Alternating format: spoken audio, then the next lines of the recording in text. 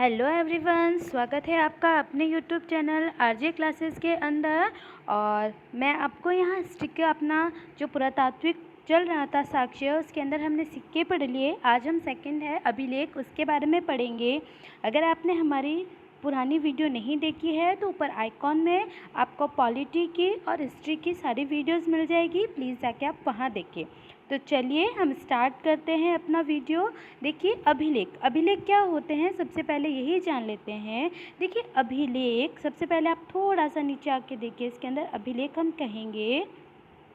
देखिए जो शासक वर्ग है वो अपनी सामाजिक नियमावली, विजय, शासकीय नियम, आचार संहिता, विशेष घटनाएं आदि उल्लेख करते हैं, यानी उन पत्थरों पर लिख देते हैं या ताम्र पत्रों पर लिख दिया जाता है, उसको हम अभिलेख कहते हैं। देखिए प्राचीन जो शासक हैं, मान लीजिए वो अशोक हो गए, सम्राट अशोक हो गए, स्कंदगुप्त हो गए, समुद्रगुप्त हो गए, राजा भोज हो गए, तो इन्होंने अपनी विजय का, अपने शासन से संबंधित नियमों का, अपने आचार संहिताओं का या उस समय की कुछ विशेष घटनाओं का उल्लेख करने के लिए अपने राज्यों में पत्थरों पे, ताम्र पत्रों पे, देखिए ऊपर लिखा रखा है, मोहरों पे, प्रशस्तियों पे, यानी पत्थरों पे, स्तूपों के माध्यम से, ताम्र पत्रों के माध्यम से जो लिख दिया जाता है और वो उस समाज की, उस समय के बारे में बताता है, वही हमारे लिए अभिलेख कहलाता है। देखिए मौर्य काल के समय, सम्राट अशोक के समय अभिलेख बहुत लिखे गए थे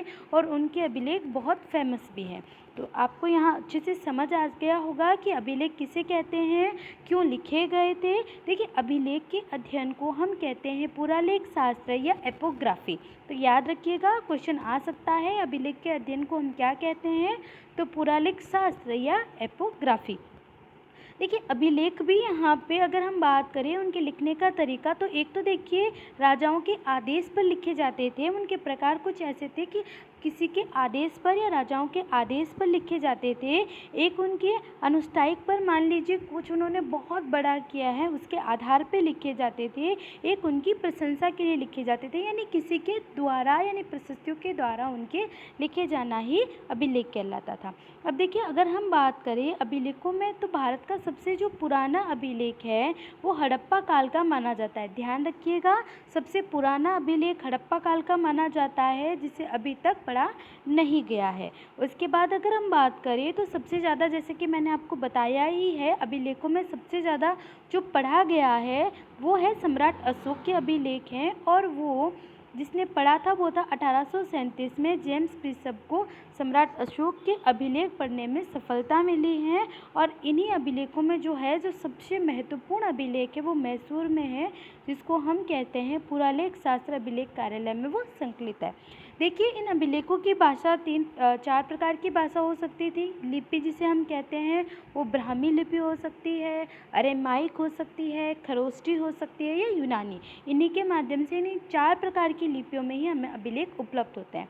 अब देखिए हम यहाँ पे कुछ प्राचीन अभिलेखों के बारे में पढ़ेंगे, जो भारतवर्ष में बहुत अच्छे से उनके नाम बताए गए हैं। देखिए सबसे पहले हम बात करें तो मध्य एशिया में, जो कि 1400 ईसा पूर्व में हमें मिला था, वो है बोझकोई अभिलेख, या इसे कोई भी अभिलेख भी कहते हैं। बोझकोई या बोझगोई अभिलेख के नाम से भी ये जाना जाता है। और इसके अंदर देखिए इंद्र, वरुण, मित्र और बहुत सारे देवताओं का उल्लेख है। ये सबसे प्राचीन अभिलेख भी कहा जाता है। उसके बाद अगर हम बात करें तो देखिए जूनागढ़ या गिरनार अभिलेख, जो कि ये शंख शासक रुद्रदमन प्रथम का और संस्कृत भाषा में सबसे लंबा अभिलेख है। देखिए यहाँ हम जिन अभिलेखों के जो चार अभिलेख आपको दे रखे हैं वो बहुत फेमस है, सेकेंडली उन पे क्वेश्चंस आते हैं। तो देखिए संस्कृत भाषा में सबसे लंबा अभिलेख आपसे पूछा जा सकता है, तो वो है जूनागढ़ अभिलेख, गिरनार, और ये शंख शासक रुद्रदमन के समय लिखा गया जो संस्कृत का सबसे लंबा अभिलेख है। उसके बाद अगर हम बात करें तो एरण अभिलेख। देखिए एरण अभिलेख है जो एकमात्र ऐसा अभिलेख है जिसके अंदर आपसे क्वेश्चंस में पूछा जा सकता है सती प्रथा की। इसमें हमें सर्वप्रथम चर्चा मिलती है। सेकंड ये बात करें तो एक गुप्त शासक के समय है और भानुगुप्त के समय लिखा गया है। याद रखिएगा ये क्वेश्चन पूछा गया है और आगे भी पूछा जा सकता है कि सती प्रथा से संबंधित कौन सा अभिलेख है, तो वो है एरण अभिलेख। आगे हम बात करें तो मास्की अभिलेख या गुर्जरा अभिलेख, तो इसके अंदर ये इसलिए फेमस है क्योंकि इसके अंदर अशोक नाम दिया गया है, यानी सम्राट अशोक का नाम अशोक है या नहीं ये मास्की या गुर्जरा अभिलेख में बताया गया है। सेकंड जो अशोक का बहुत फेमस नाम है, सम्राट अशोक की बात मैं कर रही हूँ, वो है प्रियदर्शी, जो इसी अभिलेखों में बताया गया है। देखिए ये चारों बहुत फेमस अभिलेख हैं और इनके बारे में बहुत बार क्वेश्चंस आए हैं, घुमा के दिए जा सकते हैं, तो आप इन चारों को बहुत अच्छे से बार बार देखिएगा। अब हम आगे बढ़ते हैं। देखिए अभिलेखों को अगर बात करें तो अभिलेखों को भी दो भागों में बांटा गया है, एक है देसी अभिलेख और दूसरा है विदेशी अभिलेख। अब आइए जानते हैं देसी अभिलेख हम किसे कहते हैं।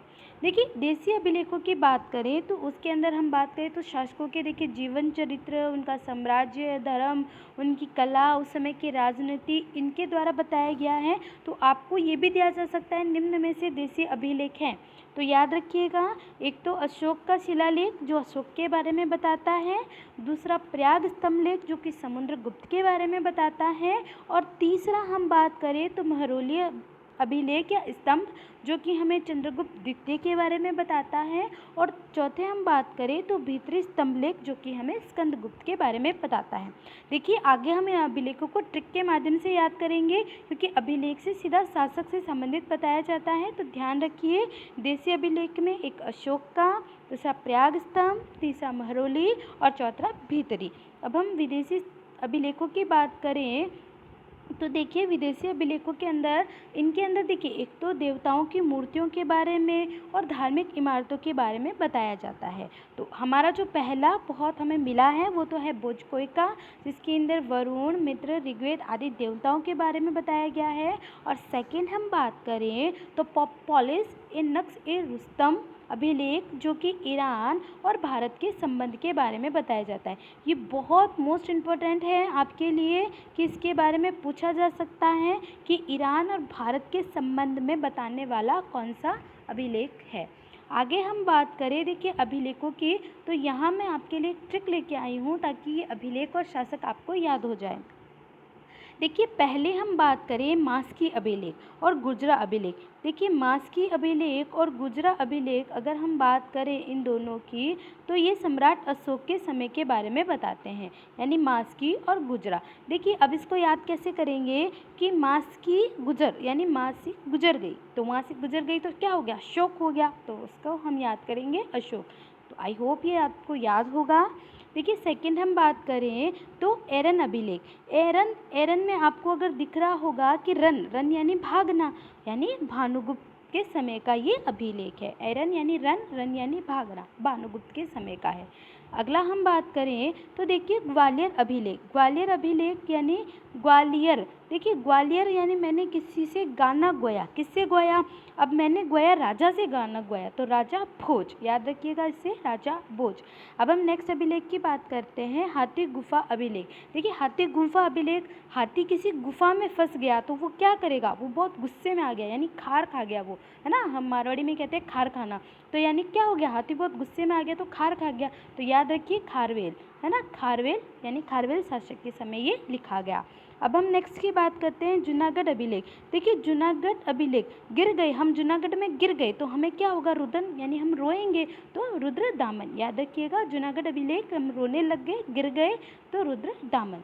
अब देखिए प्रयाग प्रशस्ति अभिलेख। प्रयाग प्रशस्ति की बात करें तो ये होगा प्रयाग, यानी प्रयाग में समुद्र है, तो याद रखिए समुद्रगुप्त के समय ये लिखा गया। अब हम बात करते हैं जूनागढ़ भीतरी। अब देखिए जूनागढ़ भीतर में, हम जूनागढ़ के बाहर नहीं गिरे, हम जूनागढ़ के भीतर गिर गए, और भीतर गिरते ही हमें क्या हुआ, भय लगा हमें, है ना, वहाँ पे तो जब हम बाहर गिरे तो हमें रोना आ गया, अब हम भीतर गिर गए, भीतर तो कोई नहीं है, तो जूनागढ़ के जब हम भीतर गिरे तो भीतर गिरते ही हमें भय हो गया, हम स्कंद गए, यानी हम संकुचित गए, तो स्कंदना का मतलब स्कंदगुप्त के समय ये लिखा गया। ये सिर्फ आपको याद करवाने के लिए ट्रिक्स हैं, आप एक दो बार देखिए, बहुत अच्छे से आपको ये याद हो जाएंगे।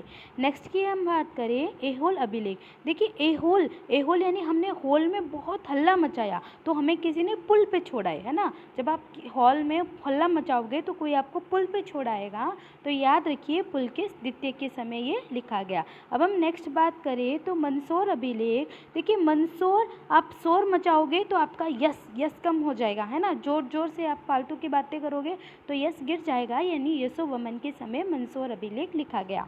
अब हम बात करें देवपाड़ा अभिलेख। देवपाड़ा की बात करें तो देव की हमेशा क्या होती है, विजय होती है, तो विजय सेन अभिलेख। नेक्स्ट की बात करें नासिक अभिलेख। नासिक यानी हमारे अंदर मान लीजिए, ऐसा समझ लीजिए, देखिए इसको आपको याद ही रखना पड़ेगा। नासिक अभिलेख यानी हमारे मान लीजिए कोई नासिक हो गया यानी कुछ दब गया, तो हम बात कर लेंगे गौतमी बलश्री। इसको आपको याद रखना पड़ेगा, बाकी आपको ट्रिक से ही याद हो जाएंगे। तो आज के लिए इतना ही। आप बताइएगा आपको वीडियो कैसे लगा। अगर आप हमारे चैनल पे नए हैं तो प्लीज़ चैनल को सब्सक्राइब कीजिएगा, लाइक कीजिएगा, शेयर कीजिएगा, कमेंट्स कीजिएगा। Thank you.